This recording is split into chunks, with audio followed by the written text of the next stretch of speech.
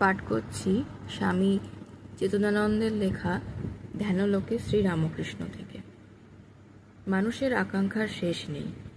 আমরা আমাদের প্রাণের ঠাকুরের কথা আরও শুনতে ও জানতে চাই, কিন্তু ঈশ্বরের ইচ্ছা কী তা বুঝে উঠতে পারি না। শ্রীম ও স্বামী শারদানন্দ ঠাকুরের যেসব কথা লিপিবদ্ধ করে গিয়েছেন তার জন্য চিরদিন আমরা কৃতজ্ঞ থাকব, আর আমাদের যে অতৃপ্তি তা থাকবেই। ঠাকুর নিজেই এর কারণ বলে গিয়েছেন।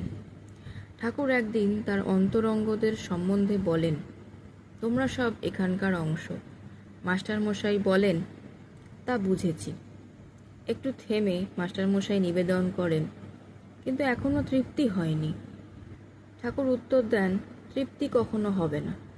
মাস্টারমশাই আবার বলেন, প্রথম দিনে যা ছিল মনের অবস্থা এখনো তাই, কিছুই তৃপ্তি হয় না। মাস্টারমশাইয়ের মনে হয় যে তাঁর বক্তব্য ঠাকুরের কাছে অস্পষ্ট রয়ে গেছে, তাই আবার বলেন, আগে প্রথম দিনে যে আগ্রহ ছিল এখনো তাই, কিছুই তৃপ্তি হয়নি। ঠাকুর তখন বলেন, ঈশ্বরের তৃপ্তি হয় না, অর্থাৎ তৃপ্তি পূর্ণ হয় না। ভগবান অনন্ত, তার লীলা, তার সম্পর্কে আলোচনাও তাই কখনো শেষ হয় না। সচ্চিদানন্দ ঈশ্বর মানুষের রূপ ধরে মর্তের মানুষের ধূলিধূসর সংসারে এনেছেন। তার রোগ শোক সাধ সাধনা সবকিছুই মানুষের মতো, কিন্তু তার ইয়ত্তা কে করবে?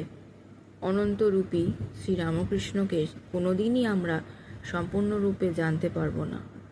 তবে আমাদের চেষ্টা যদি সরল, অকপট ও আন্তরিক হয়, তিনি কৃপা করে তার স্বরূপ আমাদের কাছে প্রকাশ করবেন। নমস্কার।